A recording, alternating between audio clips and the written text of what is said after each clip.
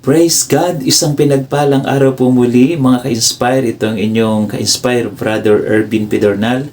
At nawa sumayin niyo po muli ang kapayapaan at ang biyaya ng ating Panginoon. At kung bago lang po kayo sa ating channel, don't forget to like, share, and subscribe. At pakihit na rin po ng bell icon para lagi po kayong updated sa ating mga bagong videos. Disclaimer lang po, sa araw pong ito ang ibabahagi ko po sa inyo ay patungkol sa kasaysayan ng buhay ni San Lorenzo Ruiz.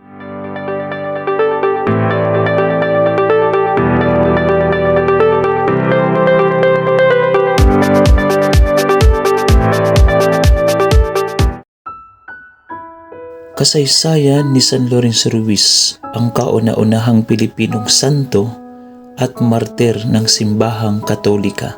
Si San Lorenzo Ruiz ay ipinanganak sa Binondo, Maynila. Ang kanyang ama ay isang Intsek at ang ina ay Pilipina. Bata pa lamang siya ay naturuan na ng pananampalatayang Katolik ng kanyang ina.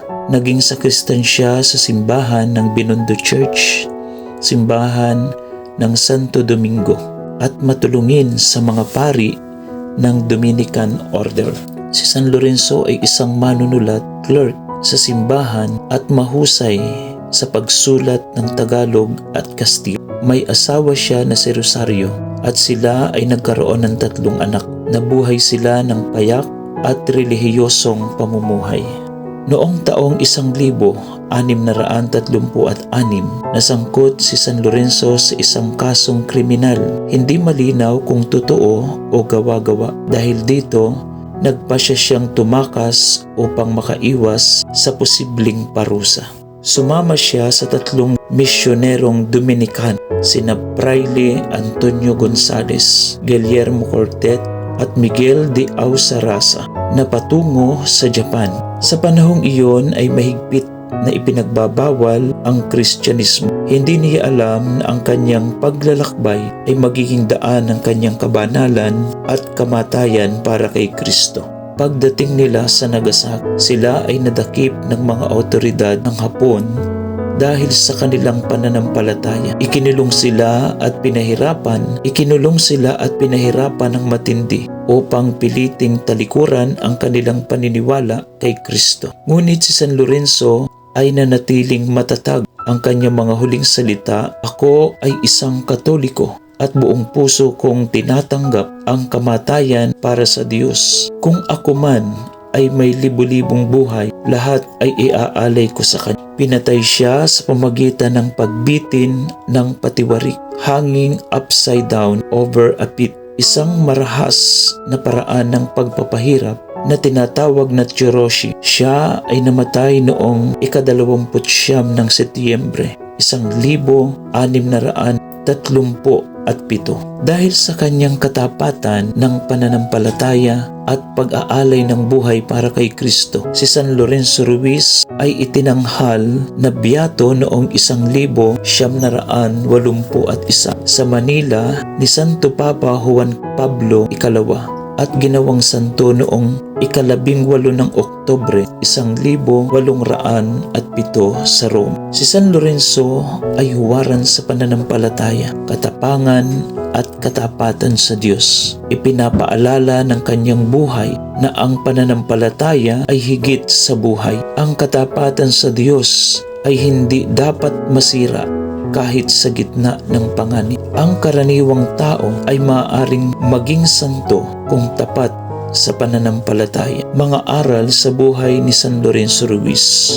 Number 1. Katapatan sa Diyos sa lahat ng pagkakataon. Ipinakita ni San Lorenzo Ruiz na kahit sa harap ng kamatayan, hindi dapat talikuran ang pananampalataya. Sinabi niya, "Ako ay isang Katoliko at buong puso kong tinatanggap ang kamatayan para sa Diyos." Ikalawa, katapangan sa gitna ng panganib. Hindi siya natakot na ipahayag ang kanyang paniniwala kahit alam niyang maaari siyang patayin. Ipinapaalala nito na ang tunay na pananampalataya ay sinusubok sa panahon ng pagsubok. Ang ginto bagamat nasisira, ay pinadadaan sa apoy upang malaman kung talagang dalisa. Gayon din naman ang inyong pananampalataya na higit na mahalaga kaysa ginto ay sinusubok upang malaman kung ito'y talagang tapat. Sa gayon, kayo'y papupurihan, dadakilain at pararangalan sa araw na mahayag si Kristo Jesus.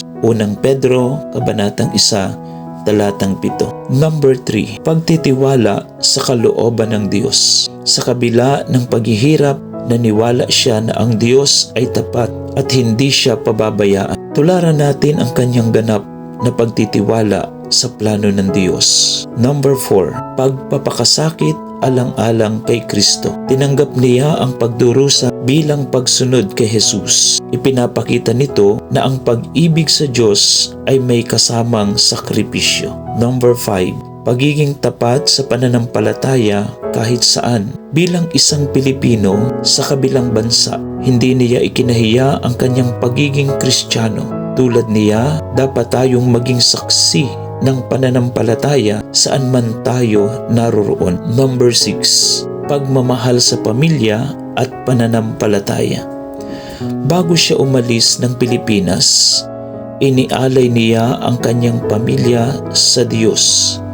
Ipinapakita niya ang tunay na ama ay hindi lang nagbibigay ng kabuhayan, kundi nangunguna rin sa pananampalataya. Ang buhay ni San Lorenzo Ruiz ay paalala na ang pananampalataya ay kayamanang dapat panindigan kahit sa gitna ng hirap at panganib. Ang tunay na Kristiyano ay handang ialay ang lahat para sa pag-ibig sa Diyos. Si San Lorenzo Ruiz ay patron ng Katolikong Pilipino, ng mga OFW at ng mga inuusig dahil sa pananampalataya. In the name of the Father, and of the Son, and of the Holy Spirit. Amen.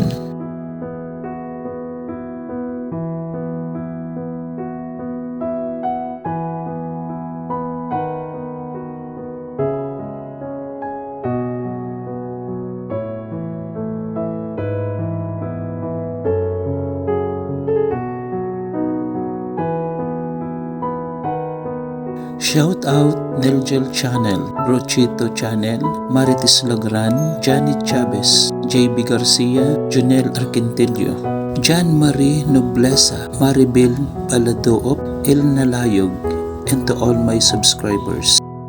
Praise God, maraming salamat po muli sa inyong suporta sa ating channel.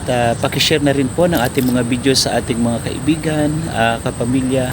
Don't forget to like, share, and subscribe kung bago lang po kayo sa ating channel. Kung gusto niyo po na mapasama sa ating susunod na shoutout, just type #ka-inspire. Thank you and God bless.